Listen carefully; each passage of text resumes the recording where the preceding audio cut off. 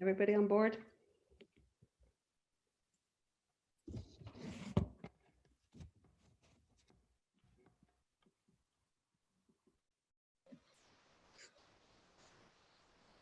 Right, so Elizabeth, I think we can get started as everyone's filing in at the moment. Thanks everyone for coming today. Excellent session that we have in store for you. A quick reminder on what we'd like you to use today on the Zoom platform. As you're all aware, there is a Q&A function at the bottom of your page, so please make sure that you use that to put any questions that come up, and please fire in any questions as they come into your mind. Don't wait to the end. Add all the questions in, and hopefully we'll be able to field them as we can. We're looking forward to today's webinar. So if you want to get in touch with me while the conversation is happening, please use the chat. And for the questions that you'd like to place for Harry, please put them in the Q&A. So thank you very much, and over to you, Elizabeth. Okay, well, thanks everybody for joining. We're going to ask the Ambassador of Ireland to Spain, Sheila Maguire, to formally open this wonderful event for us. So Sheila, I hand over to you. Thanks very much. That made me feel like, I don't know, some kind of a parish priest. Could I just say I'm delighted to have this opportunity to just speak very briefly at the start of this session. I was thinking that I last met a group of you together, I think it was in early January, and Paul Teig and Joe Haslam gave us a great talk, and who knew, but the world changed very quickly and very suddenly after that. And so I hope in these very strange and difficult times that you and all of yours are doing well. I also wanted to say that I know for all of us who are longing to get home to Ireland, that it's a very difficult time. And I know that some of you have gone through the whole gamut of family difficulties over the last few months and have not been able to be with your family. And I just wanted to say, you know, I know that that's very difficult. Honestly, I think it's going to stay a bit difficult for a while longer, but if any of you ever have any questions or issues about it, do reach out to us in the embassy. I feel in this very changing world, of course, one of the things that's changed has been Zoom and our discovery of Zoom, which, you know, frankly has been, you know, a source of solace and sustenance and amusement and intellectual stimulation, and such an important platform for me and for so many of us. And so to know that we have one of our own as CIO was to me a revelation and a really pleasing one. So I wanted to thank Elizabeth and Brendan and all of the SIBN for setting this up, and of course in particular to Harry for joining us this evening.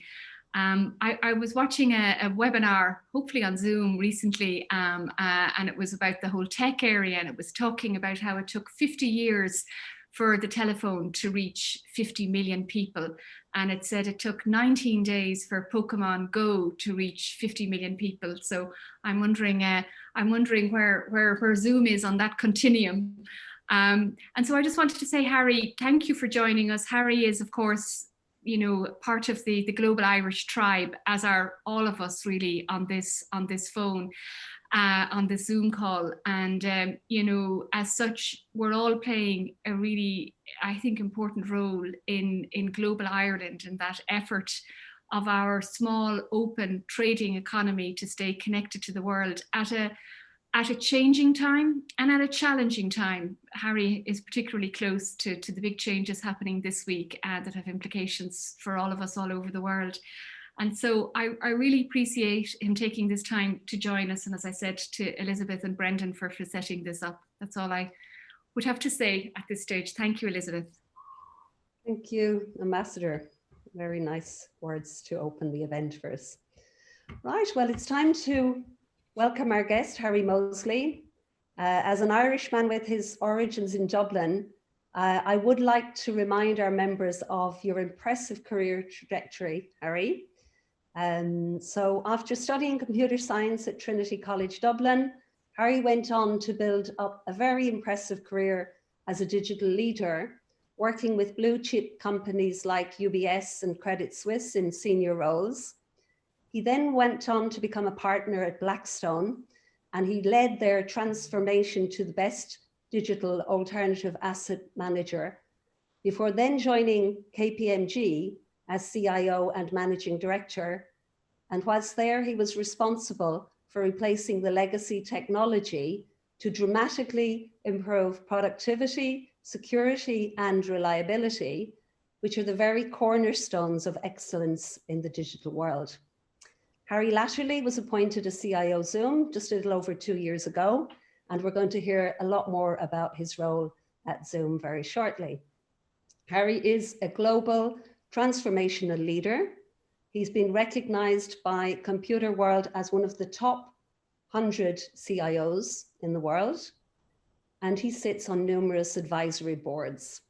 He is clearly a very, very busy man, and we're absolutely delighted, Harry, that you've agreed to talk to us at the Spanish-Irish Business Network today. So let's get started with the interview.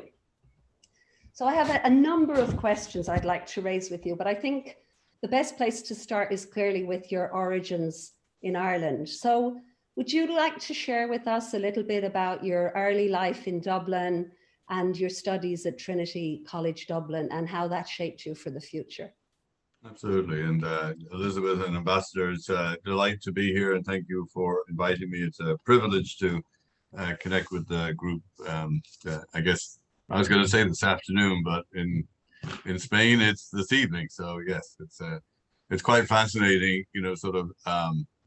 I will answer your question, but it's quite fascinating, sort of how the world has dramatically changed over the last 9 months. I was saying to somebody earlier today, is, you know, in January, people worked in offices and they had to get approval to work from home. Now people are working at home and they have to get approval to work in the office. I mean, it's, you know, 180 degrees opposite, which is quite fascinating. The other fascinating thing is, it's like, as I sit here in New York, you know, I start my days sometimes in Europe. There was a day where I started in Frankfurt, I went to Tel Aviv, then I came to the East Coast. I traveled through the US during the day, ended up in the West Coast, and finished 11 o'clock at night in Tokyo. But I never left my house. It's like, it's pretty cool. So my early childhood, yes, I have very fond memories of living and growing up in Ireland. You know, I went to Rathgar National School. I'm not sure if anybody knows where that is. It's in Rathgar in Dublin. I'm sure a couple of you, I see you nodding, so yes, you must know where that is. And then I went on to the high school, and from there to Trinity. And you know, I speak to the provost at Trinity, you know, fairly regularly, several times a year. And I fundamentally believe that the academic education I got through from Rathgar to the high school to Trinity, you know, sort of shaped me and enabled me to have just an amazing career. I realize how fortunate I have been. Good. Well, I think many of us are familiar with Rathgar. I certainly lived there during my student years for at least 1 year. There we go. So we'd like to hear from you about what drove your career choices. We've heard a lot about the amazing companies you've worked with, but what drove those particular career choices, and what was important to you along the way in making those decisions? And if there were any decisions that held an enormous impact on your later life that you didn't even realize as you were making them. Yeah. It's you know, I've often joked about one day when I actually do get to, quote, retire permanently, because I did retire from KPMG, which is a whole other conversation. I think I'd like to sort of write down sort of like, you know, how that trajectory happened, because it was all sort of like happenstance. It wasn't like I woke up in the morning and said, gee, I'd like to work at Blackstone. It wasn't like that at all. It was, and I'm very different to a lot of people out there. My friends would absolutely agree on that, but no, but you know, joke aside, you know, I've never left a job for a job. It's like I've always, when I decided that I'm done and can't do any more for the organization, that's typically when I would decide, okay, I need to leave, and then I'll figure out what I'm going to do next. So it's I've had quite an interesting journey, and it's all been through an amazing network of people. It's like when when I look at how I transitioned from, UBS to Credit Suisse, it was because of, one introduction that was made by one person. Literally, and I think if I recall correctly, it was at a bar. It was kind of like I was at a bar having a drink, and, and I had left UBS. I was leaving UBS, and I didn't know where I was going. And this guy said, "Well, I can introduce you to the CIO at Credit Suisse." And I said, "Hey, why not?" And several months later, I started at Credit Suisse. Left Credit Suisse, and then when I went to Blackstone, it was a very similar situation. I knew people at Blackstone, and it's kind of, and called them up and said, "Hey, look, I've left Credit Suisse. I'm looking for the next opportunity." And they said, "Well, why don't you come in and take a look at our technology?" And so I did some consulting to them, and ultimately got hired. And it was similar at KPMG. And then, and then Zoom, that came out of like left field completely, because I literally had retired and had a very different plan of what I wanted to do with the rest of my life. And along came Zoom, and so people always ask, it's like, well, so why Zoom? And there was a couple of reasons. The funny reason is because actually, when you look at sort of the four big jobs I had, sort of, UBS, Credit Suisse, Blackstone, and KPMG. Actually, before UBS, I did my own technology startup in the fintech space. So the funny thing is, I always say, "Oh, it's kind of like, well, I did a startup, then I had this amazing career, so why not end at a startup?" So kind of like nice bookends. It looked very symmetrical. So that's the funny answer. The truth is that over those 40 years, I had fundamentally come to realize that collaboration was key. Connecting people around the world was key. Collaborating locally, nationally, and globally was key. And to say that we didn't have tools and platforms that enabled us to do that was not true. But to say that they worked extraordinarily well was also not true. And when I met Eric Yuan, our CEO and founder, and so understood what his vision was, and then did a deep dive on the technology platform at Zoom, I came to the realization, few things. One is, this could be interesting. This will be fun. I like the culture, and I feel that it was sort of incumbent upon me to sort of help Zoom, help companies and people to collaborate locally, nationally, and globally. And I was in a unique position to help them. So let's go do this. And that was like, it's coming up to almost 3 years when I had my first call with Zoom. And that's quite fascinating in itself, because that was like yesterday. Oh, where did that time go? Boom. It's joined Zoom in March of 2018. We were north of 800 employees, sort of known in the tech industry, sort of known in the Americas, not that well known in Europe, hardly known in Asia Pacific. And boom, here we are 2.5 years later. And Sheila, it's like, listening to you, it's like, did you know Zoom 2 years ago? Probably not. But everybody today knows Zoom. It's like, it's fascinating, from, kindergartners all the way up to senior citizens around the planet know what Zoom is. So it's been quite fascinating. Yeah. Well, it's become a verb, hasn't it? Yeah, I'm waiting for the Webster dictionary, the next version of the Webster dictionary to come out. Zoom is to video conference. Yeah, it's quite amazing. And it's funny how all the best conversations take place in bars. Certainly. Yeah, well, that's the Irish heritage. I mean, Yeah. But it's, one of the things that Eric would say is like, video is the new voice. And it's like, when I'm looking at both of you and I see you're nodding in agreement, that tells me you agree, because that's the natural thing of the human is to nod when you agree to something. The natural, sort of reaction when you disagree is to shake your head, or, you're not sure, or something like that. I always remember back in my days, in one of my roles, I got a call from the CEO one day, and which was relatively rare. And so I pick up the phone and I go, "Yes, Steve." He goes, "I just wanted to call you and tell you that new video conferencing system you put in is really awesome. This was September of 2005. It's like there's certain calls, certain conversations that you have in your life you never ever forget. Period. And implemented the life-size high-def video conferencing system. And I said, and Steve said, "Do you have any questions?" And I said, "Sure. I have one." And he goes, "Sure. So ask it." So I go, "Steve, why was this video conferencing system so important to you?" So he pauses and he goes, "Harry, when I am asking a partner on the other side of the planet a hard question about a multi-million-dollar investment, I don't want to hear the answer. I want to see the answer. And I can just, when I am asking the question, I can tell by the facial expression whether this question has been asked before, whether this question has been thought through, and whether they have a really good answer." And I think we'd all agree with that. It's like, when you're interviewing people, when you ask them a hard question, and they start looking at their shoes or start looking at the ceiling it's like, is that where the answer is written? No, it's kind of like the answer is in here.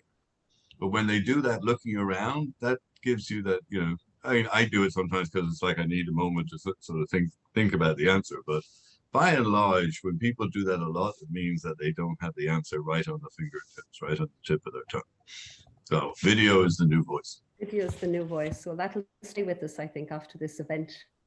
Quite a nice way. Well, it's staying on Zoom. You've answered already quite a few of the individual questions I wanted to raise with you. So now I'm going to come to what I consider to be the $20 question, let's say.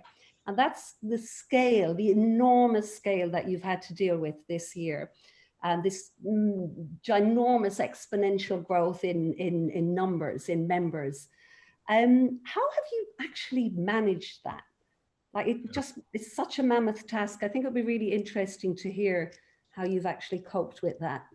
And I think a lot of our members are dealing with scale up themselves. So it's interesting to hear from the leader in scale up. So I think that, I'll talk about Zoom in a moment, but, when I talk to sort of my peers and friends and colleagues around the world, I think that every CIO would say the following. It's like, God knows how we would have survived this pandemic era if we didn't have cloud. So the cloud has played an enormous role in keeping companies operating and functioning because of the ability to be able to scale up really fast.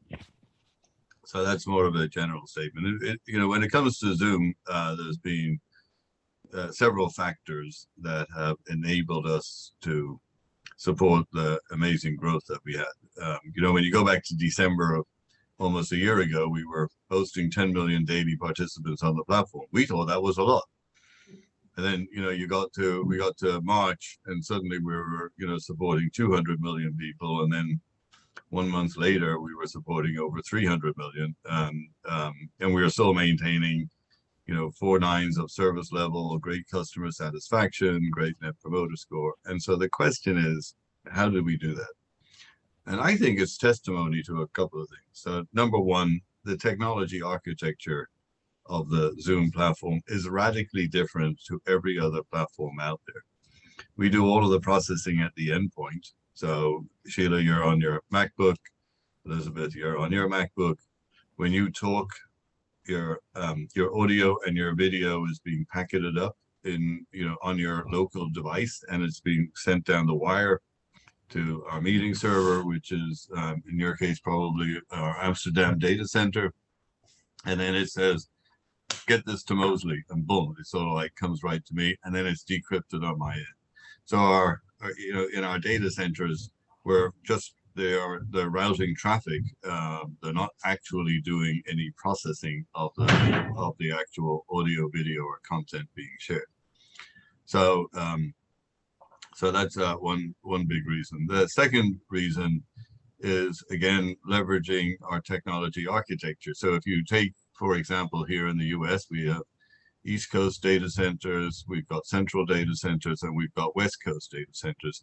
So you think about when the sun's starting to come up in the east, people are waking up, people are starting to work. Meanwhile, our central data centers and our West Coast data centers are relatively idle by comparison. If the East Coast data center needs additional capacity, it can borrow from Central and then borrow from the West Coast. So as the sun continues to go west, our East Coast and then Central data centers will start to acquiesce. They'll start to, their load will drop. And then, so if the West Coast gets really busy, it can borrow from Central and can borrow from East. So that's a second. And then the third is we have just amazing partners all over the world. Hardware partners, data center partners. We use colos. We have great network partners. And I remember, I think it was like in April, where we had signed a contract with the New York City Board of Education to support their schools, 1.2 million children. And that was on a Friday. And we put in a request to get a network upgrade to our data center, which normally takes 90 days. The partner did it in 72 hours. That was pretty heroic effort. So, you know, the big lessons that we've all learned, I think, universally in the technology space as leaders, and I think businesses have learned it too, is, you know, sort of what can be done in time of crisis. It's rather astonishing. One of our clients actually called us up on a Friday evening at 6 p.m. and said the executive committee just met and they have decided that the entire firm is going to work from anywhere effective Monday morning. This is an organization of 175,000 people around the globe. And they want to know if we could support them. Our response was, what time Monday morning? Fast forward to the following Friday and having a call with the CIO. And, you know, the conversation is something like the following. If you had told me 3 months ago that you could deploy Zoom to 175,000 people around the world in a week, I would have said, not possible. Because, Harry, you'd agree, doing a deployment like that to 175,000 people, you need to have the plan, you need to have the training, you're going to do a gradual rollout. You would never deploy it to 175,000 people. But we did, and it all worked. It was pretty amazing.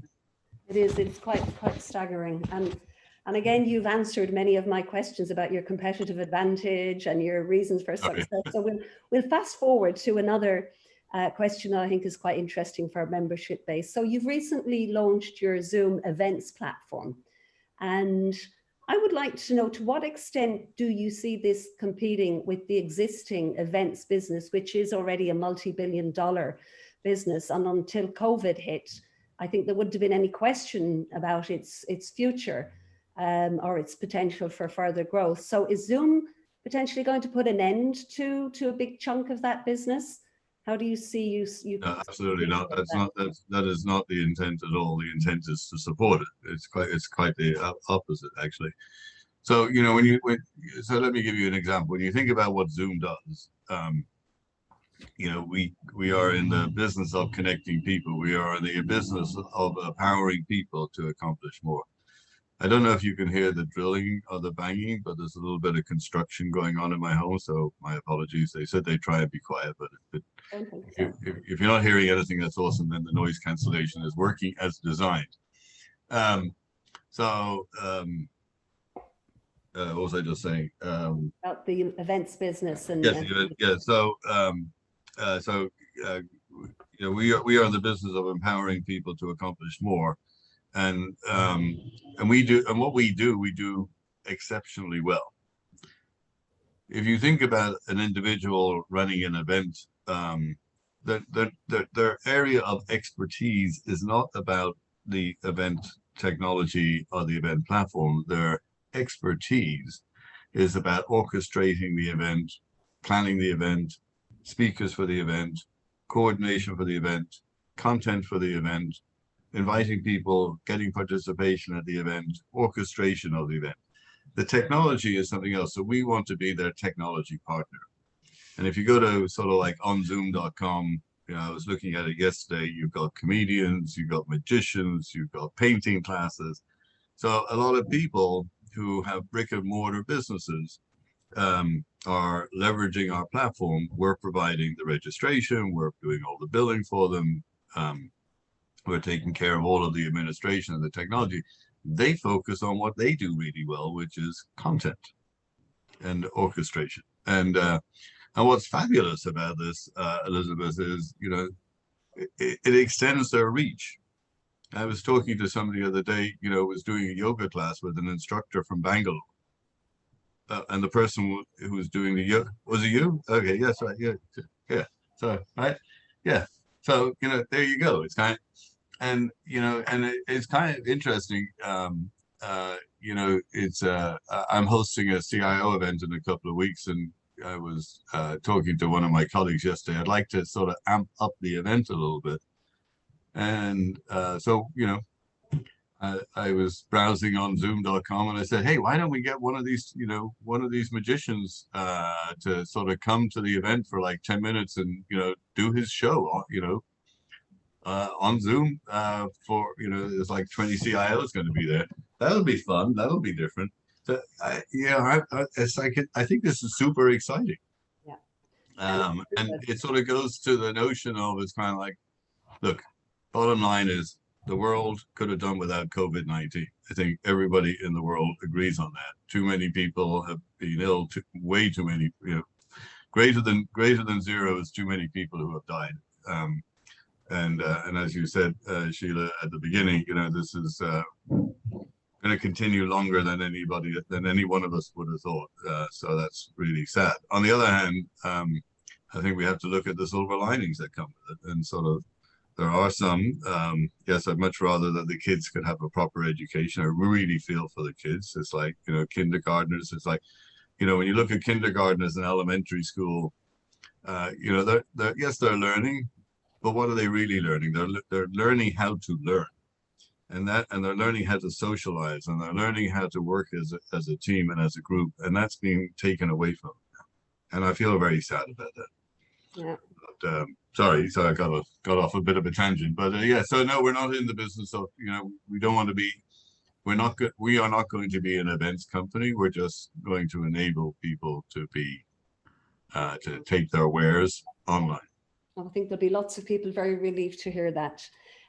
Well, now that we're talking about some of your views on key topics, let's move away from Zoom specifically and talk a little bit more about a few key things. So first of all, the digitalization of society at large. There's been an awful lot of discussion, debate on this topic, books written, documentaries produced. There's scaremongering, there's also enormous opportunity portrayed, but there are existential threats there. So from my own point of view, one of my favorites is the book by Gert Leonard, Technology versus Humanity, where he really talks about this tipping point, the existential threat where AI potentially gets too much power. And we've all heard, I think, the famous debate that took place between Elon Musk and Mark Zuckerberg a couple of years ago, and their very opposing views on this topic. So we'd now like to hear from you, Harry. What is your view on the digitalization of society, and, you know, what are the rights, wrongs, threats, opportunities thereof? Yeah. You know, it's to some degree, it's kind of like, you know, I agree that we're having too much interference in our human lives by technology. You know, it's kind of like, you know, Alexa, you know, tell me the weather. Alexa, get me the news. It's like, you know, play music, etc. It's you know, there's it's all fairly cool. It's like, you know, the notion of self-driving cars, of which I have one. It's kind of like, you know, it's really cool.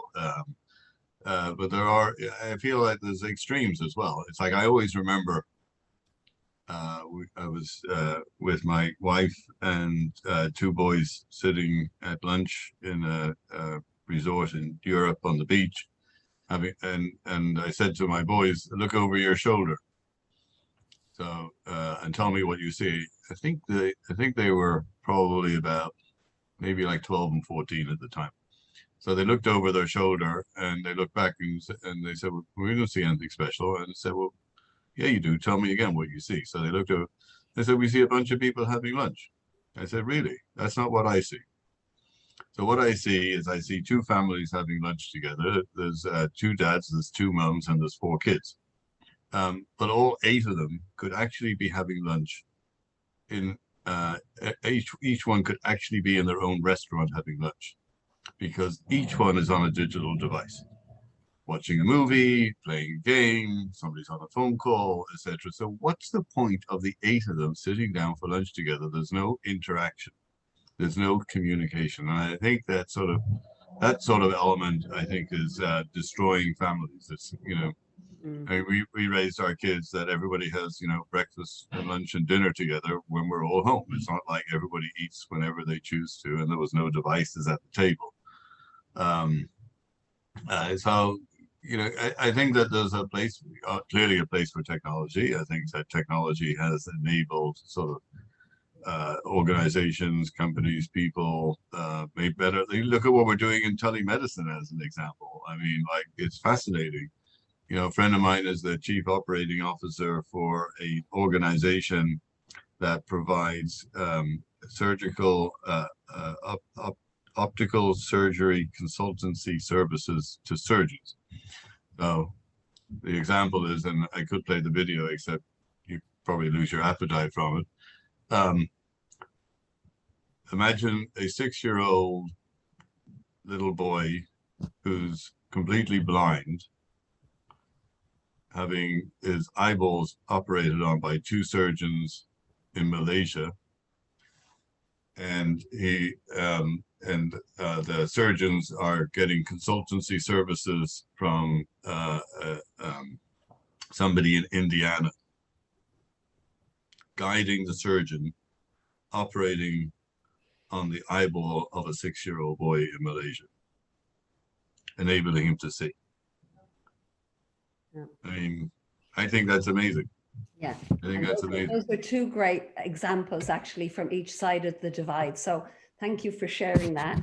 And my final question to you as part of our formal sort of interview is, what advice would you have for young people starting out on their careers? We have a lot of young members within our network, and I'm sure you get asked this question all the time, but I think it's really interesting for people to hear from highly successful people who've reached the top. What 3 nuggets of advice would you give to young people? Yeah, I would openly share this. we raised our kids, and I've told them the same thing. So 3 things are: one is, make sure you have a great network. It's like, make sure you establish lifelong relationships. I was talking to somebody literally at cocktails with them virtually, of course, over Zoom, on Tuesday, and the last time we talked was 13 years ago. But we just picked up the conversation right where we were 13 years ago. It's kind of like, yes, we talked about, sort of careers and things that happened in the meantime. She's got married, she has 2 children, etc. But it was kind of like it was instantaneous connection. So maintaining a great network of people is super important. You never know. It's kind of like, and it's not about them helping you. It's about you helping them too. It's like these are 2-way streets. So that's one. 2 is, I think it's really important to establish what I call a personal board of directors. So what do I mean by that? It's like, and I've had this throughout my career, and some of them are the same today as what they were earlier. But it's like, you have 5 or 6 people that are your go-to when you have a question about a career, a question about an issue at work, a question about a boss, a question about a subordinate, etc. And you sort of bounce to them, and you just ask them, what would you do in this situation? Also, from a career advice, getting guidance. When, I remember when I was thinking about Zoom, I went out to my personal board and said, what do you guys think? And, some of them, well, they were all fans, so it was easy. But they would refer, it's like, but if you want to know more about the video, the video communications platform, here's somebody you should talk to. Let me introduce you. That's what the personal board is helpful for. So you got to have like that personal board of directors. And the 3rd is, you got to have fun. You just got to. It's like we spend way too much time at work. If you aren't really enjoying it, and it's like, and you're passionate about it, and but you know, when you wake up in the morning, you're not enthusiastic about going to and making, you know, and you have to feel like you're making a difference. And so those are the three things I think are the sort of strong piece of advice that we gave to our children. And I think that was given to me earlier in my career, and it stuck with me, and it's been incredibly helpful. Well, that's really great to get your perspective on that. And I suppose we've come full circle now back. If I think of your corporate objective at Zoom to deliver happiness, I guess that fits in with number 3. Right. I have terminated the official bit of the interview.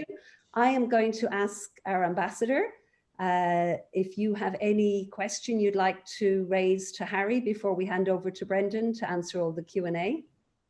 I do. Thank you, Elizabeth, for that opportunity to jump in there. Harry, I was already thinking words like infectious enthusiasm and fun and things, and then you gave us those. I don't think that's just advice for young people. I think that's advice for all of us. There's actually, if I can abuse my privileged position, I had a couple of things I wanted to ask you. One of them, I'm thinking there you are in the US, and of course you're in, I think, the East Coast of US, and many of your colleagues on the West Coast and then around the world. I was thinking as you spoke, I heard recently that none of Europe's top 40 companies were set up in the last 40 years. I mean, Joe Haslam isn't online. I think I would ask him, is that true if he was? But, also in the whole area of, for example, AI and these kind of emerging areas, you product of the fine European education system now in the States, as so many talented Irish people are. What is it that the US offers entrepreneurship that is missing in Europe, and what can we do better in Europe? So that's one question. And then my second question was, you talked about these excellent partners you have, and you mentioned hardware networks. And it reminded me again of this tension that we're hearing that's been going on for quite a few years, but many of us who've discovered Zoom are also hearing more about this tension between China, the US, and competing networks, hardware networks in all respects. Is a company like Zoom, constrained to grow through primarily American operators? Do you see these two silos developing in 10 years' time, in 2 years' time? Will there be a Chinese Zoom operating in a whole other separate world? And will therefore countries like in Africa have to choose between an American Zoom or a Chinese version of it? Thanks. Yeah. So that's a very long question. So I'll try and answer as best I can. So and the first one's a little bit out of my wheelhouse in terms of about the US setting up enterprises versus sort of European. I think it probably has a lot to do, Sheila, with the fact that you look at the size of the United States, the size of this economy, the size of this country. It's just enormous. It's just it really is immense. 350 million people. Quite staggering. And so sort of spinning up companies here in the US, it's not easy, but it's but you've got a big population of people, so I think that makes it easier, versus a European country where they're wonderful and I love them all, but and spinning up a company is easy, but then you got to operate in other countries makes it harder. And when you look at Zoom as an example, when I joined 2.5 years ago, if you looked at the size of our US business versus our European business or our Asia Pacific business, dramatically, sort of significantly bigger in the US. Because there's different challenges, cross-border, taxes, what have you. It's kind of like employment, etc. So I think it's really hard to do. Just checking on the puppy. What's he doing? Yeah, he's fine. I think it's really hard. The second question is, sort of Zoom is a global company, and we operate in, our platform is operating in something like 216 trying to remember the number, something like 216 countries and territories around the world out of, sort of 240, and so, clearly available everywhere. We are a U.S. company. We are headquarters in San Jose. We are, incorporated in the state of Delaware. Eric Yuan, it was born in China, but he's a U.S. citizen. And we employ people, literally around the world. With respect to China, they do have a version of Zoom that is available through resellers. In Zoom, we don't actually sell it directly in China. It's a very complicated element, and then sort of companies, enterprises, global enterprises, when they can actually select which geographic regions they want their meetings to be hosted in, and so in the US, you can select the US only, or you can select European countries only, or you can select both. As an example, sort of we have the Canadian House of Commons running on the Zoom platform, and they've selected that all of their meetings are hosted in Canada only, and as an example. So if you were joining from Spain to the House of Commons in Canada, normally you would be connecting to the Amsterdam data center, because they've selected that way. You'll connect into the data center in Toronto, probably, because that's closest to Spain. That's how it works. So no, the Zoom platform will be available. It's available to everybody, anywhere. So yeah. Thank you, Ambassador, for raising those interesting questions. Right, Brendan, let's hand over to you as you. Yes, absolutely. And I think Sheila will pick up the AI brain drain in another conversation, because as we all know, America keeps stealing good Europeans is the current thread. And you also mentioned cloud computing sovereignty, which obviously is a big concern at the moment as well. So certainly very topical from a political point of view. Let me go to the questions that we've had from the audience. I can tell you, Harry, they kind of group into three kind of different areas. So one of the questions you've already answered is about the scaling in that immense scaling period that you went through. And I think you answered it very clearly through having processing on the edge and distributed centers and also partnerships. A question that I'd just like to add on top of that, just to round that off, is does that imply that you had slack in the system, or is it that the architecture was so well built that you didn't have to bring on new data centers online, and also staff talent? Because this comes back to a few of the questions. That's a great question and good observation. I forgot to mention that we always maintained excess capacity in the data centers, but we also had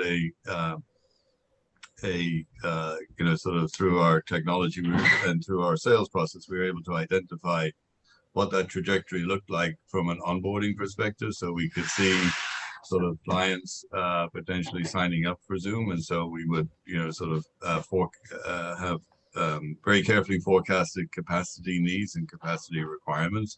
So we were constantly ordering, but Brendan, to say that we saw the pandemic coming, that was wrong. We didn't. It's like I don't think anybody actually saw that coming. So to see the capacity needs that we needed to support this growth coming, we didn't see that either. So, but the technology clearly stood up very well. And moving on to that, the pandemic coming in and moving on from that hyper growth, if we want to call it hyper growth at this point, a lot of people would like to address the security issue. So the first question, there's two questions that are coming in. A few people have asked this in different formats. The first one is, how did you respond? How were you able to respond to that? And the second question is more personal, is how did it feel? Let me take the second one first. How did it feel? That's a wonderful question. I must admit I have not been asked that one before. So it's from one of our members who also works in the tech environment, so I'm sure she has lots of experience of similar situations. Yeah, it's when I think back to that time, things were moving so fast. It was like there was very little time to sort of quote sit back and sort of think about. what we are actually going through. We just, you know, we didn't quite react to it because we have a culture at Zoom which is sort of problem, root cause, solution, which is if you can't accurately define the problem, you can't accurately understand and identify what the root cause is. And if you don't do that, then you certainly can't sort of create the solution. So, and I do remember back in sort of March being interviewed by one of the media outlets, and the comment from the interviewer was, "Harry, there are only two things the world is talking about right now: coronavirus and Zoom." So we were sort of like, you know, in the attention of the entire world, and we maintained a focus on sort of connecting people. We maintained a focus on sort of trying to make the world a better place, and I think that was and that was driven by Eric across the entire executive team. And I think sort of that, when I go back to that point in time, Brendan, I think that's what sort of gave us the strength to just power through this.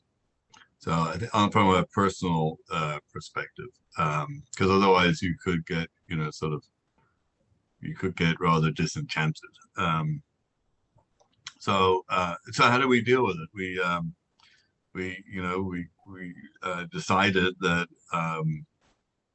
that we were going to pivot the entire technology organization to focus exclusively around privacy and security for 90 days beginning April the 1st. And you know, Eric launched a weekly webinar to Ask Me Anything. We called it AMA.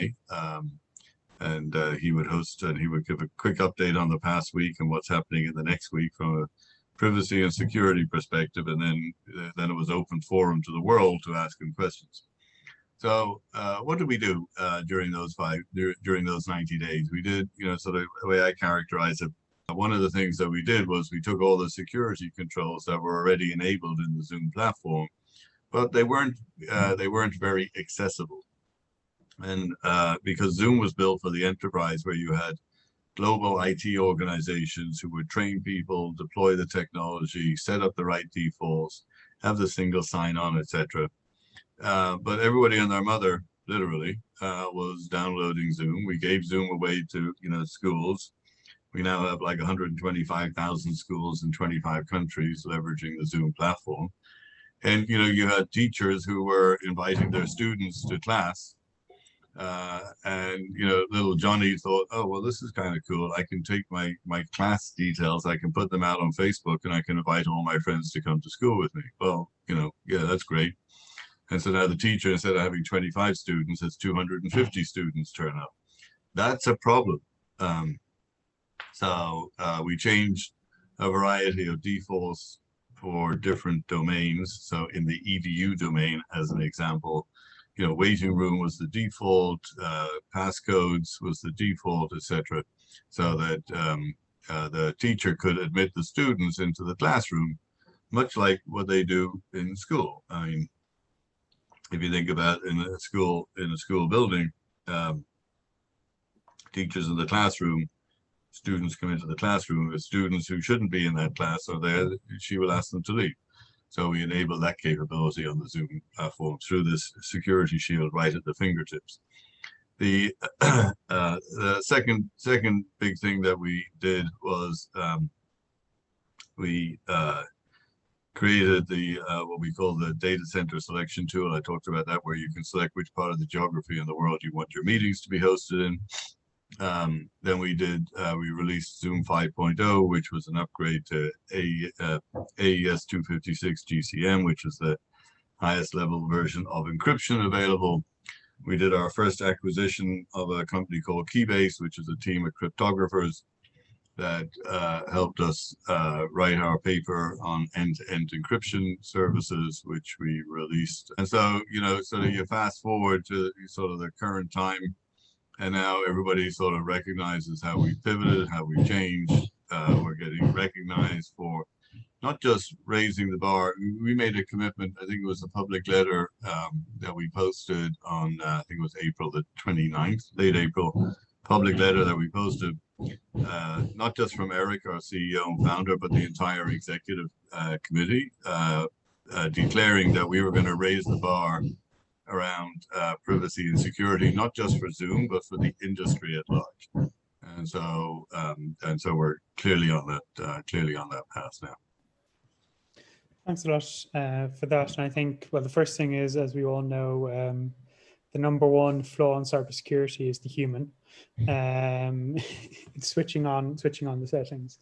Really, thank you for that. And in terms of this follows on nicely to another question we've had from Austin Thornton. So Austin's asking about your CEO actually, and you've mentioned how he was able to keep the focus and in fact opening himself up to AMAs and do that. Has his vision changed through this experience? Has that changed the company's vision?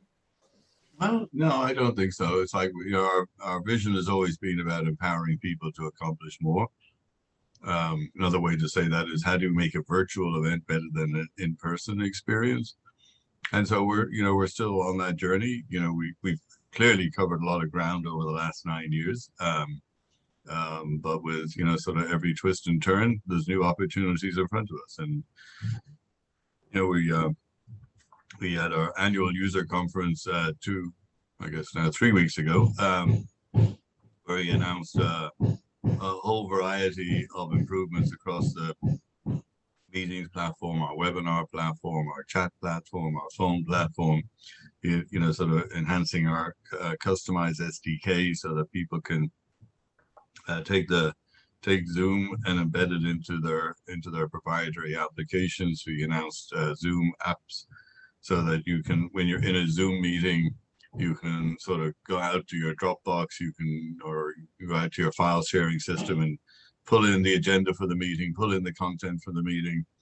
We want to do a lot of work in sort of to enable collaboration across what I call the digital divide. That's people working in the office and people working virtually, with things like customized whiteboarding templates. And you see, it's like, as an example here, I can just sort of instantly whiteboard and things of that nature. So it's pretty cool.